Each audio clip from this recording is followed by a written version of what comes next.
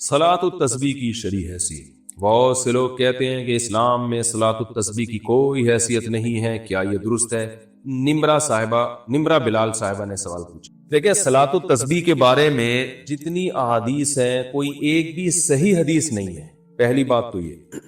دوسری بات یہ کہ فقہا کا اصول ہے کہ ضعیف حدیثیں جب کثرت سے ہوں تو وہ درجہ حسن تک پہنچ جاتی ہیں، یعنی قابل قبول ہو جاتی ہے۔ اس بیس پہ اگرچہ صحیح حدیث ایک بھی نہیں ہے لیکن کثرت سے حدیثیں ہیں، اگرچہ وہ ضعیف ہوں تو وہ مل کے ایک قوت مل جاتی ہے ان کو۔ اس بیس پہ جمہور علماء کا یہی مذہب ہے، یہی ان کا قول ہے، یہی ان کا فتویٰ ہے کہ صلاۃ التسبیح کو بالکل کالعدم قرار دے دینا یہ درست نہیں ہے۔ اس نماز کی ایک حیثیت ہے، یہ سنت عمل ہے، کیونکہ ضعیف روایتوں کی کثرت کی بیس پہ جو ہے وہ فتویٰ یہ دیا جائے گا کہ یہ نماز ثابت ہے، اور وہ فضیلت جو اس کی حدیث میں آتی ہے وہ فضیلت ثابت ہے۔ لیکن بعض علماء کا موقف یہ ہے کہ، اور میرا بھی رجحان انہی بعض علماء ہی کی طرف ہے، میں کوئی بہت بڑا عالم مفتی نہیں ہوں لیکن ایک ٹوٹا پھوٹا سا رجحان اس طرف ہے میرا، وہ ابن تیمیہ رحمہ اللہ تعالیٰ نے جو بات کی ہے بڑی زبردست کی ہے، اور یہی بات ہمارے شیخ حضرت مفتی رشید احمد صاحب رحمہ اللہ بھی فرمایا کرتے تھے۔ حضرت نے تو ابن تیمیہ کی بات نقل نہیں کی، حضرت کی اپنی ذاتی رائے تھی مفتی رشید احمد صاحب کی جو مفتی اعظم تھے، اور حضرت مفتی تقی عثمانی صاحب، حضرت مفتی رفیع عثمانی صاحب دامت برکاتہم العالیہ کے استاذ رہے 8 سال، بڑے علم میں مشہور تھے۔ ان کا بھی رجحان اس طرف تھا کہ وہ بھی صلاۃ التسبیح کو نہیں مانتے تھے۔ اس کی وجہ یہ تھی کہ وہ یہ کہتے تھے کہ ٹھیک ہے درجہ حسن تک روایتیں پہنچ رہی ہیں، مگر ان روایتوں سے جو نماز ثابت ہو رہی ہے نا وہ ان مشہور متواتر روایتوں کے بالکل اپوزٹ ہے، یعنی ان کے خلاف ہے۔ امام ابو حنیفہ رحمہ اللہ تعالیٰ کا اور فقہ حنفی کا جو اصول ہے خاص طور پر مسائل کے استنباط کا، وہ یہ ہے کہ جو اگر کوئی متواتر یا قطعی چیز ہمارے سامنے آ جائے احادیث سے، اس کے مقابلے میں اگر صحیح حدیث بھی اس کے خلاف ہوگی تو اس قوی کو ترجیح دی جائے گی۔ جیسے قرآن ایک متواتر ہے، اب قرآن سے اگر کوئی حکم ثابت ہو رہا ہے تو اگر حدیث صحیح حدیث سے بھی یعنی حدیث اگر صحیح بھی ہو اور اس کے خلاف چلی جائے گی تو احناف پھر قرآن کو لیتے ہیں، حدیث کو اس میں تعویل کر لیتے ہیں کیونکہ قرآن قطعی ہے۔ تو اسی طرح بعض روایتیں کثرت سے ہوتی ہیں جن سے ایک حکم ثابت ہو رہا ہوتا ہے، ان کے اپوزٹ اگر ایک کوئی صحیح روایت بھی ہوتی ہے تو اس کو احناف اکثر رد کر دیتے ہیں یا اس میں تعویل کر لیتے ہیں کہ بھئی جو متواتر روایتوں سے جو چیز ثابت ہو رہی ہے وہ اس کے بالکل اگینسٹ۔ تو صلاۃ التسبیح میں بڑا اشکال یہ ہوتا ہے کہ اس نماز کی جو کیفیت ہے اس میں بعض دفعہ ایسا عمل ہوتا ہے جس سے سجدہ سہو لازم آ رہا ہوتا ہے، یعنی عام نمازوں، مثال کے طور پر آپ جب یعنی سورہ فاتحہ کے بعد جب سورت شروع کرتے ہیں اور سورت ختم کرتے ہیں تو رکوع میں تاخیر سے جو صحیح حدیث سے ہمیں پتہ چلتا ہے، جو نبی کا معمول رہا ہے، وہ یہ کہ سورت ختم کرتے ہی آپ نے رکوع کیا ہے۔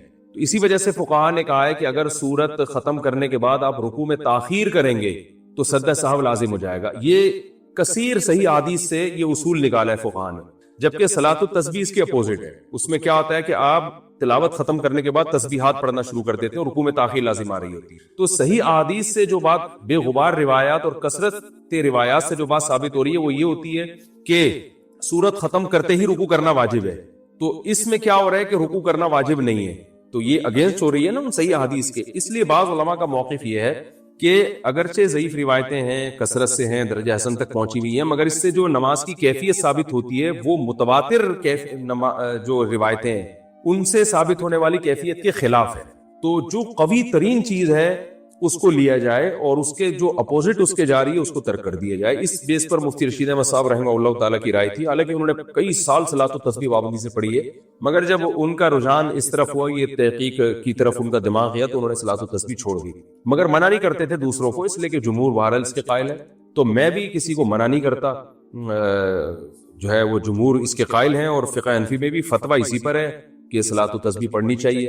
تو لیکن بعض علماء بہرحال اس طرف گئے، اور پھر میں نے بعد میں علامہ ابن تیمیہ رحمہ اللہ تعالیٰ کی تحقیق پڑھی، انہوں نے بھی یہ بات لکھی ہے کہ لم یثبت مثلہ بمثلہ، کہ جس قسم کی نماز ان روایتوں سے ثابت ہو رہی ہے صلاۃ التسبیح والی، تو اس جیسی نماز جو صحیح روایتوں کے بالکل اگینسٹ جا رہی ہے اس کے لیے بہت مضبوط دلیل ہونی چاہیے۔ تو یعنی اتنی کمزور دلیل سے وہ ثابت اس کو نہیں کیا جا سکتا، کیونکہ یہ صحیح روایتوں کے اگینسٹ جا رہی ہے۔ یعنی جو مفتی رشید احمد صاحب کہا کرتے تھے، تو ابن تیمیہ رحمہ اللہ کی رائے بھی میں نے دیکھی کہ وہ بھی بالکل اس کے مطابق ہے، لیکن بہرحال جمہور اس کے قائل ہیں۔ علامہ ناصر الدین البانی رحمہ اللہ تعالی وہ صلاۃ التسبیح کے قائل ہیں، اور انہوں نے اس مسئلے میں عبداللہ ابن مبارک رحمہ اللہ کی تقلید کی ہے، اور بالکل واضح لفظوں میں تقلید کی ہے۔ ان کی تحقیق جو میں نے پڑھی تو انہوں نے بتایا کہ اگرچہ ضعیف روایتیں، لیکن عبداللہ ابن مبارک رحمہ اللہ تعالی جیسا محدث، وہ کہتے ہیں جب وہ پڑھا کرتے تھے تو پھر ہم اس کو سنتی سمجھتے ہیں۔ تو یعنی کیونکہ عبداللہ بن مبارک بہت بڑے محدث تھے، فقیہ بھی تھے، تو انہوں نے کہا کہ عبداللہ بن مبارک نے چونکہ اس نماز کو افضل سنت قرار دیا، ثابت قرار دیا ہے، تو اتنے بڑے محدث کی رائے کو میں فالو کر رہا ہوں۔ تو انہوں نے تقلید کا لفظ تو ذکر نہیں کیا، لیکن انہی کی تقلید میں، تقلید اسی کو کہتے ہیں کہ آپ کسی پر اعتماد کر کے کہ بھئی جب اتنا بڑا آدمی ایک چیز پہ فتویٰ دے رہا ہے تو میں بھی اس پر اعتماد کرتا ہوں۔ تو اگر کوئی تقلید کے طریقے پر اگر کوئی عبداللہ بن مبارک کو فالو کرے یا کسی دوسرے مجتہد کو، پھر تو ٹھیک ہے، لیکن اگر تحقیق کی دنیا میں جاتے ہیں تو پھر میرا رجحان اسی طرف ہے، کیونکہ امام حنیفہ سے صراحتاً اس بارے میں کچھ منقول نہیں ہے، امام مالک سے بھی صراحتاً اس بارے میں کچھ منقول نہیں ہے، یہ حضرات اس بارے میں خاموش ہیں۔ تو اگر ان سے منقول ہوتا تو بھی ہم کہتے ہیں کہ یہ اتنے بڑے لوگ ہیں، یقیناً ان کے سامنے کوئی مضبوط دلیل ہوگی، یا یہ اس حدیث کو یقیناً صحیح سمجھتے ہوں گے، کیونکہ مجتہد کا کسی حدیث پہ فتویٰ دے دینا یہ اس کی علامت ہے کہ اس کی نظر میں یہ حدیث بالکل صحیح ہے۔ تو وہ اگر یہ فیصلہ کر دیتے یہ حدیث صحیح ہے تو پھر، کیونکہ حدیث کا صحیح اور ضعیف کہنا بھی تو محققین کا کام ہے نا، یہ فیصلہ عام آدمی کے لیے آسان نہیں ہے۔ تو اس بیس پر میرا اپنا جو ذاتی رجحان ہے وہ یہی ہے کہ صلاۃ التسبیح کوئی پڑھ رہا ہے تو ٹھیک ہے، جمہور کے قول پر عمل کرے، دونوں طرف دلائل ہے، لیکن میرا جو رجحان ہے کہ جب صحیح احادیث سے جو نمازیں ثابت ہیں وہ اتنی کثرت سے ہیں، جو بالکل بے غبار روایات ہیں اور ان میں اتنا ثواب ہے، تو بھائی جو کمزور چیز ہے اگر بہت وقت بچ جائے تو اس کی طرف آئیں اور صحیح حدیث کو فالو کریں، تو یہ میرا خیال ہے زیادہ اچھا ہے۔ لیکن بہرحال کوئی صلاۃ التسبیح پڑھتا ہے تو بدعت نہیں کہہ سکتے، کیونکہ بڑے بڑے علماء کا اس میں اختلاف ہے، اور جب اتنے بڑے فقہاء اور علماء کا اختلاف ہوتا ہے تو اس کی بیس پر کسی عمل کو بدعت بہرحال ہم نہیں کہہ سکتے، جبکہ روایتیں اس طرف موجود بھی ہیں۔ تو اس لیے آپ جس کی بات کو فالو کرنا چاہیں، جس عالم کے قول پر عمل کرنا چاہیں، آپ کو اختیار ہے، اس میں دونوں رائے۔ باقی صلاۃ التسبیح میں ایک اور میں بات آپ سے عرض کروں کہ دیکھیں، نماز تو جمہور کا مذہب تو یہی ہے، فقہ حنفی میں بھی فتویٰ اسی پر ہے کہ صلاۃ التسبیح پڑھنا سنت ہے، بڑے بڑے علماء اس کے قائل رہے ہیں، جس کی ڈیٹیل میں نے آپ کو بتائی۔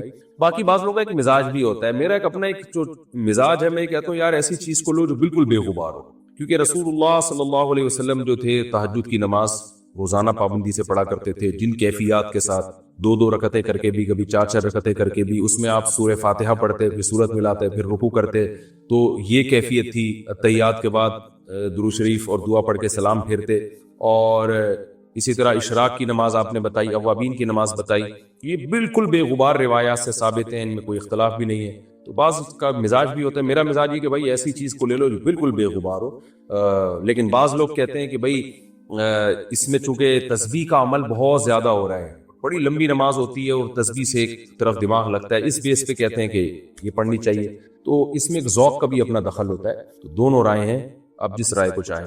نبی نے کیا فرمایا؟ جس نے خواہشات کو اپنا ہدف بنایا کہ میں یہ خواہش، یہ خواہش، یہ خواہش، یہ بھی ہو جائے، یہ بھی ہو جائے، تو آپ نے کیا فرمایا؟ کیا اس کی خواہشات پوری ہو جائیں گی؟ کیا وہ خوشیوں میں آ جائے گا؟ نا نا نا نا نا نا، یہ پیغمبر کہہ رہے ہیں، اللہ کے سچے پیغمبر، وہ کبھی بھی خوشیوں میں نہیں آئے گا۔ فرمایا اس کو کیا سزا ملے گی؟ جعل اللہ من کانت الدنیا ہمہ جعل اللہ فقرہ بین عینیہ، دولت کے پیچھے بھاگے گا نا تو اللہ اس کے سامنے فقر و فاقہ کا خوف رکھ دے گا۔ سمجھ رہے ہو؟ دولت کے پیچھے بھاگ رہا ہے، آ رہی ہے، مل بھی رہی ہے، لیکن خوف کیا ہوگا کہ یہ مجھ سے چھن نہ جائے، اس بات کی ٹینشن، یار یہ ختم نہ ہو جائے، یار یہ چھن نہ جائے، یار کوئی کاروبار کو نقصان نہ ہو جائے۔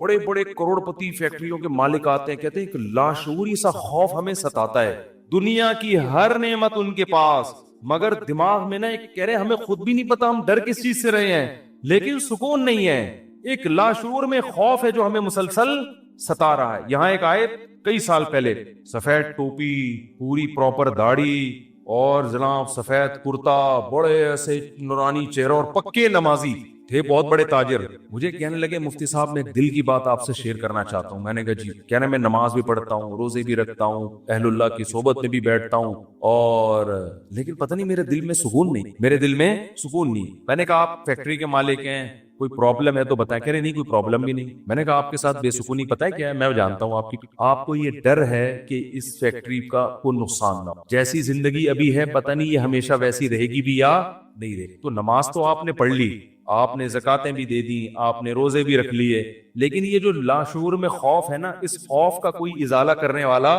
نہیں ہے, کیونکہ آپ کو پتا ہے یہ شیورٹی, یہ گارنٹی کوئی بھی نہیں لے سکتا کہ تمہیں نقصان کبھی بھی نہیں ہو سکتا, کیونکہ آپ نے اپنی زندگی میں دیکھا ہے بڑے بڑے کاروبار چلتے ہوئے ٹھپ ہو جاتے ہیں, لوگ روڈ پہ آ جاتے ہیں, کہہ رہے ہیں بالکل آپ صحیح کہہ رہے ہیں, مجھے یہی خوف ہے. میں نے کہا اس خوف کا یہ علاج نہیں ہے کہ آپ اپنے کاروبار کو ہر طرح سے سیو کر لو, یہ تو وہ تو کرنا تو چاہیے سیو, لیکن یہ علاج نہیں ہے. میں نے کہا اس کا علاج یہ ہے کہ آپ یہ فرض کر لو کہ یہ چھن گیا آپ سے سب کچھ, ابھی برباد ہو گئی, اللہ نہ کرے فیکٹری میں آگ لگ گئی, اب ہوگا کیا؟ کہہ رہے کیا ہوگا؟ میں نے کچھ بھی نہیں ہوگا, صبح 2 پراٹھے آپ پھر بھی کھاؤ گے, رات کو سونے کے لیے چھپڑا آپ کو گندے نالے پہ یا فٹ پاتھ پہ مل جائے گا, کوئی بات نہیں, انجوائے کرنا, دنیا مسافر خانہ ہے, رہنے کی جگہ بولو نہیں. ہماری بیسک ضرورت ہے, جب شدید بھوک لگے, بھوک برداشت نہیں ہوتی ہے, کھانے کو روٹی مل جائے, یہ بیسک ضرورت ہے. نیند آئے تو سونے کے لیے جگہ مل جائے. یہ نیند ایسی عجیب چیز ہے, آپ اگر نہیں سونا, ایک وقت آتا ہے کہ آپ بچو گے بھی نا تو کانٹوں پہ بھی نیند آ جائے گی. آپ جیسے میرے ساتھ ہوتا ہے نا, نیند نہیں ہو رہی, ایک وقت جب بہت زیادہ جمع ہو جاتی ہے, پھر ہم نہیں بھی سونا چاہ رہے ہوتے ہیں, سو رہے ہو. میں ایک دفعہ سفر میں آ رہا تھا, بڑا لمبا بس کا سفر تھا, سونے کا ٹائم ہی نہیں ملا. تو جب ہم سکھر تک پہنچے نا, پرانی بات ہے 20-25 سال پرانی, تو میں ایسا سویا ہوں, کبھی اس کے اوپر جا کے دھڑام سے گر رہا ہوں, وہ اٹھا رہا ہے, بھائی کیا کر رہے ہیں مولوی صاحب, پھر جب ادھر پکڑ دو دھڑام سے اس کے اوپر گرا, وہ کہہ رہا ہے مولوی صاحب تمیز سے بیٹھو یار, پھر ادھر. میں جاگنے کی کوشش کر رہا ہوں, لیکن یہ اللہ کی رحمت ہے کہ جو چیز ضروری تھی وہ اللہ نے آپ کے اوپر مسلط کر دی. تو میں نے کہا نیند کا بھی کوئی ٹینشن لینے کی ضرورت نہیں ہے, سونے کی کہیں بھی جگہ نہ ہوئی نا آپ کو, اور جب گہری نیند آتی ہے نا, انسان پہ مسلط ہوتی ہے, بے شک نرم گدا نہ بھی ہو, سونے کا مزہ خاندانی آتا ہے. آدمی کہتا ہے کہیں سر ٹکانے کی, کوئی بندے سے کہتا ہے تو خالی ہاتھ یوں رکھ کے کھڑا ہو جا تھوڑی دیر کے لیے, کہیں سر ٹکانے کی ذرا سی جگہ مل جائے, ایسا مزہ آتا ہے سونے میں. وہ جو سبزی والا جو میرے پیسے لے کے بھاگا تھا نا, وہ ٹھیلے پہ سوتا تھا رات کو, وہ رات کو ٹھیلے پہ سوتا تھا, اس کو سکون تھا نا, اس کی سکون نہیں تھا اصل میں, وہ تھک اتنا جاتا تھا نا فراڈ کر کر کے ادھر سے پیسے, تو رات کو آ کے اب اس کو جگہ نہیں ملی, تو میں نے کہی تو دیکھا ٹھیلے پہ سو رہا ہے. مزدور لوگوں کو دیکھ لو نا آپ, جہاں جگہ ملے سو جاتے ہیں وہ. تو میں نے ان سے کہا کہ ٹینشن لینے کا نہیں ہے, آپ کی بیسک ضرورت نیند ہے, وہ آ جائے گی, کہیں بھی آ جائے گی, بیٹھے بیٹھے سو جاؤ گے. اور کھانے کی ضرورت, اتنا رزق اللہ انشاءاللہ آپ کو دے دے گا. اور شدید بھوک میں تو میرے بھائی دال میں بھی وہ مزہ آتا ہے جو ایک مالدار کو قورمے بریانی میں آتا ہے. شدید بھوک لگ رہی ہو نا, دال کھانے کا اپنا مزہ. میں نے کہا دال مل جائے گی. پھر کہنے لگے بیوی بچوں کا کیا ہوگا, جب اتنی غربت ہو, خطرہ ہوگا تو بھاگ جائیں گے.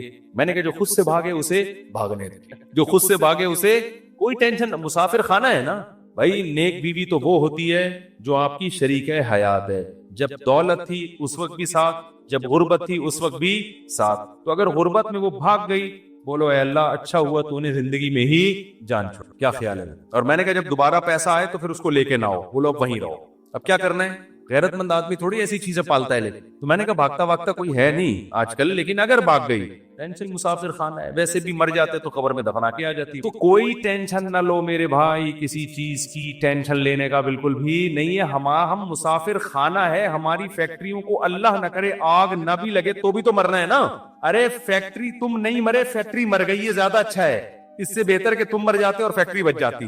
کوئی فرشتہ آئے اور کہے اللہ نے مجھے حکم دیا اس کی فیکٹری کو آگ لگوا دو, لیکن اس کو آپشن دے دو کہ تو مرے تیری فیکٹری کو مار دیں. آدمی کہتا ہے بھائی مزدوروں سمیت مار دے اس پوری فیکٹری, مجھے بچا لو. یہی ہوگا نا, مجھے بچا لو.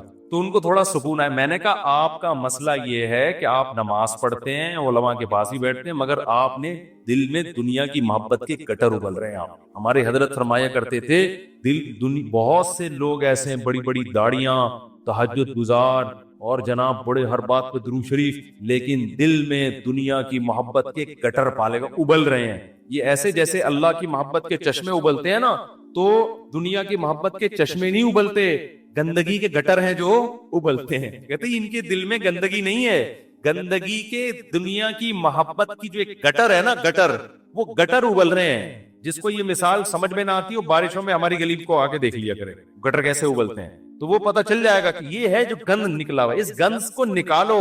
کیا کہا پیغمبر نے ہود علیہ السلام نے اپنی قوم سے, صالح علیہ السلام نے اپنی قوم سے, تتخذون مصانع لعلکم تخلدون, اے میری قوم تم گھر اتنے مضبوط بناتے ہو جیسے تم نے ہمیشہ رہنا ہے, اتنا پیسہ ان دیواروں میں کیوں پھونک رہے ہو؟ حالانکہ وہ حلال پیسوں سے گھر بنا رہے تھے بھائی, حرام سے تھوڑی بنا رہے تھے, حرام سے نہیں بنا رہے. پھر بھی پیغمبر اعتراض کر رہے ہیں کہ موت کو بھول گئے ہو تم, اتنا سریا بنیادوں میں ڈالا جا رہا ہے. لوگ بتا رہے تھے ہم نے یہ سریا ڈالا, میں کہتا ہوں اپنی ہڈیوں میں تو کیلشیم ہے نہیں تمہارے, پہلے اپنی ہڈیوں میں سریا ڈالو بھائی. ہڈیاں بوسیدہ ہو رہی ہیں, کھوکھلی ہو رہی ہیں, اور مکان کی مضبوطی پہ انسان فخر کر رہا ہے, تو نکالو اس گٹر کو, ویسے جھٹک دو. ہمارے حضرت ایک ذکر بتایا کرتے تھے کہ رات کو نا تنہائی میں بیٹھ کے یہ ذکر کیا کریں. یہ ذکر حدیث سے ثابت نہیں ہے, صرف ٹریننگ کے لیے ہے, ٹریننگ کے لیے, اپنی اصلاح کے لیے, اس لیے اس کو سننا سمجھنا جائز نہیں ہے. وہ ذکر کرواتے تھے, بہت سے اکابر کرواتے ہیں یہ کہ لا الہ الا اللہ. لا الہ میں کیا کرنا ہے؟ گردن یہاں لے کے جانی ہے. لا الہ کوئی معبود نہیں, یہ تصور کر رہے ہیں دل سے اللہ کے علاوہ سب چیزیں نکل رہی, نکال کے باہر پھینک رہا ہوں. اس تصور کا نا بڑا اثر پڑتا ہے دل کے اوپر. لا الہ سب نکال کے, بحریہ ٹاؤن نکالو سب سے پہلے اس میں. ہاں بحریہ, آپ کو نہیں پتا بحریہ ٹاؤن کا, آپ باہر سے آئے نا. ہمارے ہاں وہ کامیاب ہے جو بحریہ ٹاؤن ہے, اور وہ ناکام ہے جو بحریہ ٹاؤن نہیں ہے. تو ہمارے ہاں جنت الفردوس میں ریاض ملک ہے جس کا بحریہ ٹاؤن. یہ جنت جو دنیا میں باتیں کرتے ہیں لوگ, اب اس کو نہیں مانتے, کہتے ہیں بھائی تیرے پلاٹ کتنے ہیں. تو لا الہ کا مطلب نکالو دل, کوئی نہیں ہے.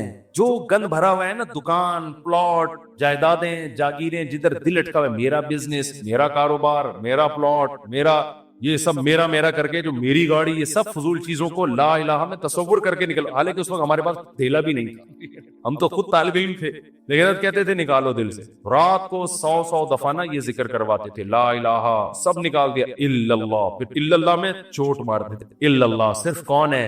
اللہ ہے. تو الا کل ما خلا اللہ باطل, حدیث میں آتے اللہ کے علاوہ سب باطل ہے. اس کا ہم آج کی زبان میں ترجمہ کریں گے, اللہ کے علاوہ سب بکواس ہے. سب کیا ہے؟ بکواس. اگر سب بکواس نہ ہوتا تو موسیٰ کلیم اللہ کو اللہ دنیا دیتا نا, اور فرعون کو غریب رکھتا کہ موسیٰ تو میرے ہیں تو ان کو دنیا بہت دوں گا, اور فرعون میرا دشمن ہے, اس کو کھانے پینے کے لیے روٹی, اس کی فیکٹریوں میں آگ لگاؤں گا. کیا کراؤں گا؟ فیکٹریاں تو فرعون کی چل رہی تھی, اس کے محلات کے نیچے نہریں بہ رہی تھی, اور موسیٰ کلیم اللہ کو فرعون غربت کے تانے دیتا تھا. ان کے پاس تو کچھ بھی نہیں ہے, شادی کرنے کے لیے تو 10 سال بکریاں چرائی ہیں انہوں نے. آپ شادی کرتے ہیں نا, اصل میں کیسے بھائی اتنے اچھے خاندان میں شادی ہوئی, آپ بتاتے ہیں یار ایکچولی میرا بزنس, اور وہ انہوں نے ایسا میرا اسٹیٹس دیکھا کہ خود ہی دے دی. اور غریب آدمی, ابے تجھے کیسے مل گئی؟ تو کیا کہہ رہا تھا یار, کسی کا رکشا ادھار لے کے گیا تھا بتانے کے لیے, وہ بیچارہ فخر کر سکتا ہے. تو فرعون یہ تانے دیتا موسیٰ علیہ السلام کو کہ ام انا خیر من ھذا الذی ھوا مہین, میرے پاس دولت ہی غریب. تو اس سے پتہ چلتا ہے اللہ کے علاوہ اس دنیا میں سب کچھ کیا ہے؟ بکواس. ہمارے نبی کچرے کے ڈھیر پہ صحابہ کے ساتھ گئے, ایک مری ہوئی بکری کا بچہ, مری ہوئی بکری کا بچہ نہیں, بکری کا مرا ہوا بچہ, سمجھتے ہو, بکری کا مرا ہوا بچہ, مردار ہوتا ہے نا, بو آ رہی ہوتی ہے, پھول پھٹ رہا ہوتا ہے. آپ نے صحابہ سے فرمایا کوئی ہے جو اس کو کچھ درہم میں خریدے؟ صحابہ نے کہا یا رسول اللہ اس گند کو کون خریدے؟ آپ نے فرمایا اللہ کی نظر میں اس دنیا کی حیثیت اس سے بھی کم ہے. جو ہم اس کو لفٹ کرا رہے ہیں نا, میرا پلاٹ, میری گاڑی, چند اصل میں یہ سمجھ میں آتی نہیں ہے. آنکھ بند ہوگی تو سمجھ میں آ جائے گا یار کس چیز پہ میں نے محنت.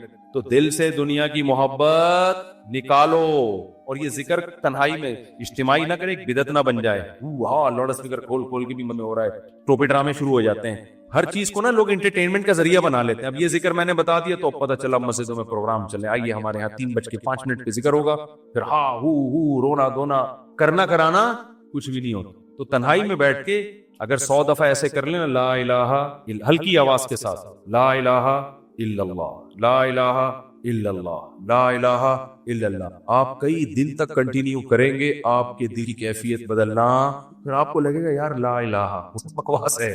پھر کوئی آپ سے آ کے کہے گا نا ابے بحریہ ٹاؤن, آپ کہو گے میں تو رات کو 100 دفعہ دل سے یہ بحریہ ٹاؤن نکالا ہے میں نے, کس بحریہ ٹاؤن کی بات کر رہا ہے؟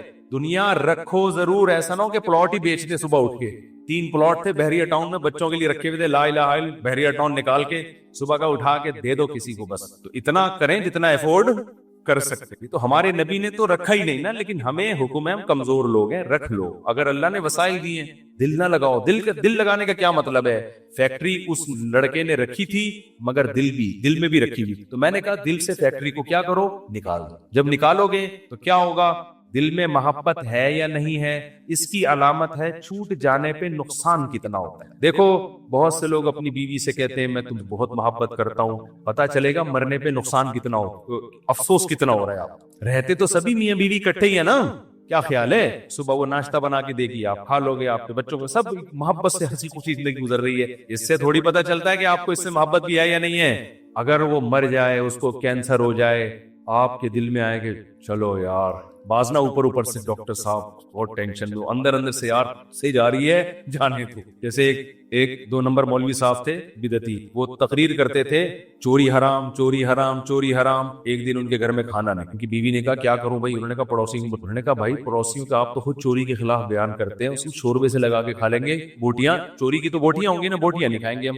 اب ان کی بیگم نے سالن پکایا اور دیگچی کو انڈیلنے لگی تاکہ شوربہ آئے، اور بوٹیوں کو چمچ سے پیچھے کر رہے ہیں۔ یہ کہتے ہیں بھائی جو خود سے آئے آنے، چوری تو وہ ہے نا ہم کھا رہے ہیں، ہم تھوڑی کھا رہے ہیں، خود ہی کھا رہی، کشش ثقل گریوٹی کی وجہ سے آ رہی ہے یہ سب۔ تو بعض لوگ بیوی سے اتنے بیزار ہوتے ہیں، علاج بھی کر رہے ہیں ذمہ داری سمجھ کے، لیکن دل میں یہ ہوتا ہے اگر خود سے مر رہی ہے نا تو اللہ تو سمجھتا تو ہے نا میں کیا کہنا چاہتا ہوں، تو ساتھ رکھنا۔ اس سے نہیں پتا چلتا کہ آپ کو اس سے محبت ہے یا نہیں ہے۔ لوگ رہ لیتے ہیں، پیسہ بھی رکھ لیتے ہیں، محبت کا اس سے پتا چلتا ہے چھوٹ جانے پہ غم کتنا ہوتا ہے۔ گاڑی رکھیں، بنگلہ رکھیں، چھوٹ جانے کے لیے تیار رہیں، چھوٹ گئی تو کوئی مسئلہ نہیں۔ تو میں نے ان صاحب کو کہا کہ یہ فیکٹری میں ابھی سے فرض کر لو آگ لگ گئی ہے اور سب برباد ہو گیا، اب آپ دھوتی بنیان میں گھوم رہے ہو تو کیا ہوگا؟ اس میں نے کہا وہ بھی سے فرض کر لو۔ میں نے کہا یار بڑا سکون ملا ہے۔ تو میں نے کہا یہ سکون آپ کا پھر ختم ہو جائے گا، پھر فیکٹری تو نکالو اس کو دل سے، اور دل سے دنیا نکالنے کا ایک بہت بہترین طریقہ ہے صدقہ کیا کرو۔ جب روکڑا خرچ کرتا ہے نا دل کھینچتا ہے۔ ہم جو صدقہ کرتے ہیں نا اس میں ٹینشن نہیں ہوتی، ہم اتنا کرو جس سے تھوڑی سی تکلیف ہو کہ کیا کر دیا یار، کیا کر رہا ہوں۔ حدیث میں آتا ہے بہترین صدقہ وہ ہے کہ جب تم کرو تو تمہیں ڈر ہو کہ غریب نہ ہو جاؤں، تأمل الغنا وتخشى الفقر، اور نہ کرنے میں امید ہو کہ بڑا پیسہ بنا لوں گا۔ اس کنڈیشن میں جب کرو گے نا تو یہ سب سے بہترین صدقہ ہے۔ صدقہ کیا کرو، دے دیا کرو یار۔ یہ ہمارے حضرت فرماتے تھے ایک آدمی دکان سے اتنی محبت ہو گئی اس کو، ایک دن اس نے کہا کہ مجھے اتنا دکان میں دل لٹک گیا، ایک دن میں دکان بند کر کے بیٹھ گیا۔ میں نے کہا باڑ میں جائے، اپنی اصلاح کے لیے نا کوئی بات نہیں، نقصان کرو یار اپنا، ہر وقت دکان دکان دکان، ایسی کی تیسی تالا لگا کے گھر بیٹھ گیا کہ جب نارمل کنڈیشن میں ہوں گا پھر آؤں گا۔ جیسے کسی کو عشق ہو جائے نا کسی سے، اب مل تو رہی نہیں ہے وہ، تو عشق میں وہ پاگل ہونا شروع ہوتا ہے۔ تو بے وقوف لوگ کیا کرتے ہیں، ہر وقت اس کی یاد دماغ میں، ہر وقت اس کو دیکھ رہے ہیں، اس کی تصویریں دیکھ رہے ہیں، پرانے میسج پڑھ رہے ہیں، سوچ رہے ہیں۔ بے وقوف یہ کرتے ہیں۔ عقل مند کیا کرتا ہے، لعنت بھیجو یار، صحیح ہے نا، نمبر ہی بلاک کر دو، ایسی کی تیسی۔ اور جب یہ کیفیات ختم ہو جائیں گی پھر دیکھوں گا شادی ہو گئی نہیں ہوگی، دوبارہ ٹرائی کر کے کوشش کروں گا۔ پاکستانی چھوڑتا تو ہے نہیں، کہتے پھر 1 سال بعد دوبارہ ٹرائی کریں گے ہم۔ تو عقل مندی کا تقاضا ہے۔ تو جلدی سے بس حدیث مکمل کر دوں۔ نبی نے فرمایا جس نے خواہشات کو ہدف بنا لیا تو اللہ فقر و فاقہ اس کے سامنے لا کے کھڑا کر دیں گے۔ کروڑ پتی ہوگا مگر آگے فقر و فاقہ اس کو ڈرا رہا ہوگا، بھائی میں حملہ کر دوں گا، میں تجھے کھا جاؤں گا۔ اس خوف کی وجہ سے لائف کو انجوائے نہیں کرے گا۔ جعل اللہ فقرہ بین عینیہ وفرق علیہ شملہ۔ دوسری سزا دنیا میں اس کو یہ ملے گی کہ اس کی فکروں کو بکھیر دیں گے اللہ تعالیٰ۔ اتنے مسائل ہوں گے کہ میرا یہ صرف ایک پیسہ مسئلہ نہیں ہوگا، یار یہ کام بھی ہو جائے، یار یہ بھی ہو جائے، یار یہ بھی ہو جائے، یار فلاں سے تعلقات بھی ٹھیک ہو جائیں، یا لوگ میری مخالفت کرنے وہ بھی چھوڑ دیں، یا وہ فلانا، یعنی وہ اتنے انڈے بچے ہوں گے کہ سارے انڈوں سے چوزے نکلیں، اس کی یہ خواہش ہوگی۔ حالانکہ کبھی مرغی کے سارے انڈوں سے چوزے نکلتے ہیں، 2-4 تو خراب ہو جاتے ہیں نا۔ تو فرقہ، یہ اور عجیب ٹینشن، سکون نہیں ہوگا، یہ بھی اس کی فکریں اللہ کیا کر دے گا، اس کے سامنے بکھیر دے گا۔ یہ بالکل ایسے ہے جیسے بہت ساری ٹینشنیں اگر ایک پوٹلے میں ہو نا، انسان کہتا ہے اٹھا کے پوٹلا پھینک دو، ختم، اور وہ پوٹلا کھل کے بکھر جائے، ایک ٹینشن وہ ہے، ایک ٹینشن وہ ہے، ایک ٹینشن وہ، اس کو کمبخت کو سمجھ میں ہی نہیں آئے گا ان ٹینشنوں سے میں جان چھڑانا شروع کون سی والی ٹینشن سے کروں، میں کون سی والی ٹینشن کو میں پہلے پھینکوں، پھر اتنی بکھری ہوئی ہوں گی اس میں ڈوبا ہوا ہوگا وہ۔ اور آگے آپ نے فرمایا اتتہ ولم یاتہ من الدنیا الا ما قدر له، یہ سارے کام دنیا کے لیے کر رہا تھا نا، وہ 2 بکھیڑے پال لیے اس نے، دنیا کے لیے سب کچھ کر رہا تھا، اور اس کی 2 سزائیں تو اللہ فوراً دے دے گا، فقر و فاقے کا خوف اور ٹینشنوں کو بگھیر دے گا۔ یہ 2 ٹینشنیں تو چلو ہم کہتے یار دنیا مل جاتی تو چلو یہ ٹینشنیں بھی قبول ہیں. اللہ کہتے ہیں ملے گی اتنی جتنی مقدر ہے. نبی نے فرمایا ملے گی اتنی نہیں جتنی اس کی چاہت ہے, اتنی جتنی اللہ نے لکھی ہوئی ہے. اگر یہ زیادہ کی کوشش کرے گا تو ہو سکتا ہے دھیلا بھی نہ ملے اور ہو سکتا ہے ڈبل مل جائے. تو یہ بھی اس کی چاہت پہ نہیں ہے, یہ کس کی چاہت پہ ہے؟ اللہ کی. تو یقینی پھر بھی نہیں ہے وہ. پھر میں چٹکلا سنا دو نا, یقینی پھر بھی نہیں ہے. ایک آدمی کو بیوی اچھی نہیں لگتی تھی, بیچاری نے ہر طرح سے کوشش کر لی کہ میں اپنے میاں کو اچھی لگوں, اچھی پھر بھی نہیں لگ رہی اس کو. ایک دن وہ بڑی خوبصورت لپسٹک اور خوبصورت زیور اور خوبصورت ساڑی اور بڑا خوبصورت لباس, ہر چیز بڑی وی آئی پی پہن کے آ گئی. اب یہ بیوی کی تعریف کر رہے ہیں, یار کیا خوب چوڑیاں پہنی ان کی, آپ کا بھنگریا, کیا خوبصورت ساڑی. وہ لڈو پھوٹ رہے ہیں کہ آج تو میرا میاں بڑا خوش ہے, بہت اچھا ماشاءاللہ ڈریس آپ نے, کیا خوبصورت لپسٹک. ایک چیز کی تعریف کر کہتے ہیں اچھی پھر بھی نہیں لگی. اتنا کچھ اچھا پہنا ہوا ہے مگر تو پھر بھی اچھی نہیں لگ رہی. یہ مطلب ہے اس حدیث کا کہ اتنی ٹینشنیں اٹھانے کے بعد ہو سکتا ہے دنیا ملے پھر بھی نہیں, وہیں کا وہیں کھڑا رہے جہاں سے چلا تھا. اور اس کے مقابلے میں آپ نے فرمایا من کانت الآخرۃ ہمہ, جس نے اس دنیا کو پسے پشت ڈال کے کہا میرا ہدف آخرت, دنیا اصل ہدف ہے ہی نہیں. ملے ٹھیک ہے, نہیں ملے ایسی کی تیسی. یہ ایسی کی تیسی یاد رکھ لیں. ملے ٹھیک ہے, بحریہ ٹاؤن میں پلاٹ مل گیا ٹھیک ہے, نہیں تو گندے نالے پہ لے لیں گے, مل گیا ٹھیک ہے, نہیں تو ریڈی لگا لیں گے, مل گیا ٹھیک ہے, نہیں تو ویسے ہی بیٹھ جائیں گے. ٹھیک ہے نا, یہ جس کا یہ خوف. اور اصل کیا ہے؟ آخرت. اس سے گناہ نہ ہو جائے, اگر ہو جائے تو جلدی سے توبہ کر کے اللہ کو مناؤ. آپ نے فرمایا جس نے آخرت کو ہدف بنا لیا, جنت تو بعد میں ملے گی, کچھ انعامات دنیا میں ملنا شروع ہو جائیں. پہلا انعام جعل اللہ شملہ جمع لہ من کانت الآخرۃ ہمہ جعل اللہ غناہ فی قلبی. اس کو فقر و فاقہ کا خوف تھا نا, فرمایا اس کے دل میں اللہ غنا, اس کے دل کو مالدار بنا دے گا. اس کو ایسا لگے گا یار کی میری ضرورت نہیں ہے, اللہ نے رزق کی بالٹیاں میرے اوپر انڈیل دی ہیں. میری ضرورت صبح 2 روٹی کی ہے اور روٹی کے بجائے اللہ پراٹھے کھلا رہا ہے. عجیب بات ہے یا نہیں ہے؟ میری ضرورت تھی صرف چائے پراٹھا مل جائے اور اللہ مجھے انڈے بھی کھلا رہا ہے. نہیں یار یہ سمجھ میں تو رہنے دو, بس یہ آخری ہے. آپ لوگ بھی بہت تھک گئے ہوگے نا. میری ضرورت تھی کہ میں کسی طرح بس روٹی اور پانی مل جائے, نوالا حلق میں اتار لوں, کیونکہ مسافر خانہ ہے نا. ارے بس میں سفر کر رہے ہو, ٹرین میں سفر کر رہے ہو, شدید بھوک لگ رہی, آدمی کہتا ہے یار 2 نوالے کہیں اسٹیشن سے خرید کے لے آ, آگے پھپھو کا گھر آنے والا ہے پشاور میں, چاچو کا گھر آنے والا ہے, تو مزے ہی مزے بکرے رکھے ہوئے وہاں پہ. سفر کی ٹینشن تھوڑی لے گا, پھر کیوں لے گا ٹینشن؟ وہ لوگ کہتے ہیں یہ سیٹ سفر میں تجھے جو ہے نا ٹرین میں بڑی بہترین سیٹ ملی لیکن تیری نہیں ہے, یہ تجھے چھوڑنی پڑے گی. آدمی کا تو کیا مسئلہ ہے یار, میری ہو وسیم بھائی کی ہو, مجھے تو بیٹھنے سے مطلب ہے. تو کہتا ہے گھر میرا ذاتی ہو یا کرائے پر ہو, رہنے سے مطلب ہے. بنایا وسیم بھائی نے کروڑوں روپے کا, 20-25 ہزار کرایہ دے کے میں رہ رہا ہوں, لائف کو انجوائے میں کر رہا ہوں. بے وقوف وہ ہے جس نے بنایا. سمجھ میں آ رہی ہے کہ نہیں یار؟ تمہارے پاس اپنی گاڑی نہیں, تم نے ٹیکسیوں میں جاتے ہو, کوئی بات نہیں یار, ٹیکسی خریدی اس نے, میں 500 روپے دے کے سفر میں کر رہا ہوں. تو میری ضرورت تو نہیں تھی. لوگوں تو پیدل سفر کیے ہیں اتنے لمبے لمبے. موسیٰ علیہ السلام تو مصر سے مدین پیدل گئے ہیں, اور ہم یہاں سے صدر پیدل نہیں جا سکتے.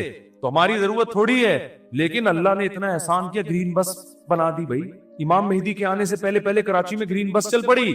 سبحان اللہ. جس کراچی میں گٹروں کے ڈھکن نہیں ہے اس پر اللہ نے اتنا انعام کیا, گرین بس چل رہی ہے. اور کچھ لوگ تو ہمارے ایسے ہیں 50 روپے دیکھ کر صبح سے لے کے رات تک ایئر کنڈیشن کے چکر میں بیٹھ گئے, وہ کہ گھر میں گرمی لگ رہی ہے تو 50 روپے دو اور اے سی میں لائف کو کیا کرو, انجوائے کرو. ایسے بھی لوگ ہیں, وہ سنا ہے پھر انہوں نے کوئی قانون چینج کیا. شروع میں ایسا آیا تھا کہ 50 روپے تو بیٹھے رہو, کوئی نہیں پوچھے گا. تو لوگ صبح فجر کے بعد جا کے بیٹھ گئے کھانا وانا لے کے, رات کو اتر کے گھر آ گئے. انہوں نے کہا سارا دن آج ٹھنڈک میں ہم نے گزارا ہے. ٹھیک ہے. تو نبی نے فرمایا جعل اللہ غناہ فی قلبی, اللہ اس کے دل میں غنا. تبھی تو میں نے بعض غریبوں کو بڑی پرسکون لائف میں دیکھا ہے. ایک غریب کے 10-15 بچے تھے, میاں بیوی اور پھر ماں باپ بھی اسی کے ساتھ, اور وہ موسمبیاں بیچتا تھا ٹھیلے پہ. میں نے کہا یار کیسے اس موسمبی میں کھلا لیتے ہو؟ سب کہہ رہے یار اللہ کا دیا بڑا فضل ہے, صبح کھانا بھی پکتا ہے, آٹا بھی, دوپہر کا کھانا بھی, رات کا کھانا بھی, اسی میں کھاتے ہیں, رات کو سوتے ہیں. اللہ کا فضل ہے, کرایہ بھی نکل آتا ہے گھر کا. میں نے کہا یہ دیکھو, ایک وہ فیکٹری والا ہے جو کہہ رہے لاشعور میں کیا ہے, مجھے خوف ہے. کیوں؟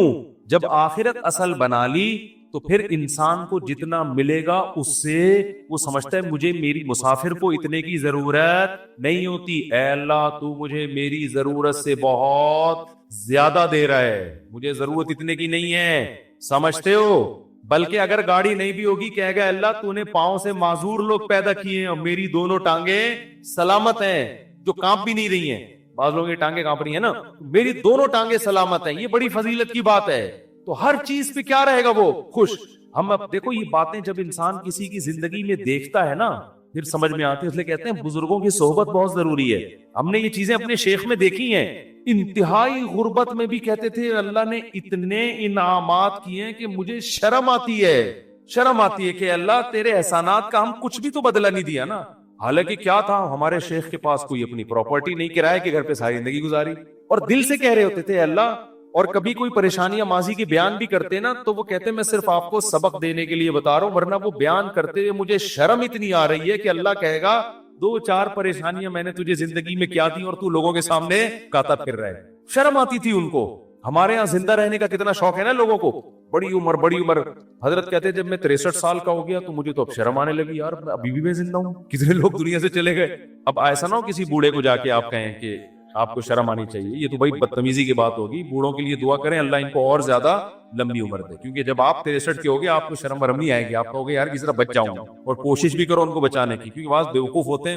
ہمارے ایک رشتے دار ہیں جا کے ہمارے نانا سے بول دیا کہ اتنی لمبی عمر سے اللہ نے پناہ مانگی ہے, وہ 99 سال کے ہوئے تھے. ہم نے کہا بھائی کم بخت یہ ان کے سامنے کہنے کا تھوڑی ہے, اتنی لمبی عمر سے اللہ نے پناہ مانگی ہے. تو جعل اللہ غناہ فی قلبی, اللہ اس کی طبیعت میں کیا پیدا کر دے گا غنا. جب ملے گا لوگوں سے, لوگ کہیں گے اپنا گھر ابھی تک نہیں بنایا, کہہ رہے یار بنایا تو وسیم بھائی نے تھا, رہ کون رہا ہے, میں ایسا انجوائے کر رہا ہوں. نل کے توڑو, دیواروں کو نیلا پیلا کرو, کرایہ دار جو واٹ لگاتے ہیں, بچوں نے وائٹ بورڈ بنایا تھا دیواروں کو, کیلیں ٹھوکو اس میں ایسی کی تیسی کر کے, جب زیادہ غصہ آئے وہ نکال دے تو نکل کے دوسرا لے لو, کرایہ پہ تو ہر جگہ گھر مل جاتے ہیں. تو وہ خوش رہے گا, خوش. اور آپ نے دوسرا انعام کیا بتایا, جعل اللہ غناہ فی قلبی وجمع له شملا, ساری ٹینشنیں اللہ جمع کر کے ایک پوٹلے میں بند کر دیں گے. اس کو بتا دیں گے تیری یہ 2-4 ٹینشنیں, اس سے زیادہ دنیا کے غم بھی اس کے 2-4 ہی ہوں گے, اس سے زیادہ نہیں ہوں. ایک کنوارے کو غم ہوگا جو میرا بیان سنتا ہے میری شادی ہو جائے, بس ٹوٹل غم, ٹوٹل پوٹلے میں یہ 2-4 ہی غم ہے اس کے. دنیا دار آدمی کے غم ایک تو بہت بڑا پوٹلا ہے اور وہ بھی کیا ہے, بکھرا ہوا ہے, اور اس کے 2-4 اگر ہوں گی بھی تو وہ ایک پوٹلے میں جمع لہو, اللہ اس کو کیا کر دے گا, جمع. یار بس ابا بیمار ہیں اور کوئی خواہش نہیں ہے, ابا ٹھیک ہو جائیں. خواہشات کیا ہو جاتی ہیں, محدود, زیادہ لمبی چوڑی خواہشات ہیں ہی نہیں, دل مسافر خانہ ہے بھائی.